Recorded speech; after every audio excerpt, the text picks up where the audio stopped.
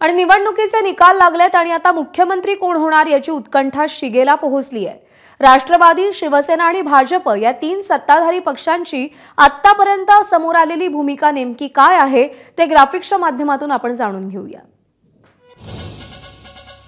तर अजित पवार यांची गटनेतेपदी निवड करण्यात आली आहे। मुख्यमंत्रीपदी फडणवीस असावेत असा सूर राष्ट्रवादीमध्ये तरी आपल्याला दिसतोय। निर्णयाचा अजित पवारांना सर्वाधिकार असतील। तर भाजपमध्ये काय घडतंय? नवनिर्वाचित आमदारांची अजूनही बैठक झालेली नाही।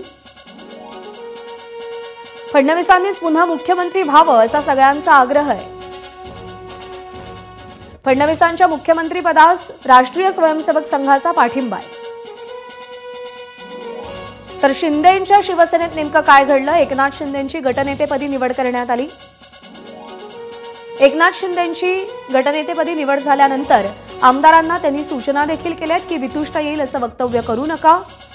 एकनाथ शिंदेच मुख्यमंत्री व्हावे अशी मागणी शिंदे गटाकडून जोर धरतीये। एबीपी माझा, उघडा डोळे बघा नीट।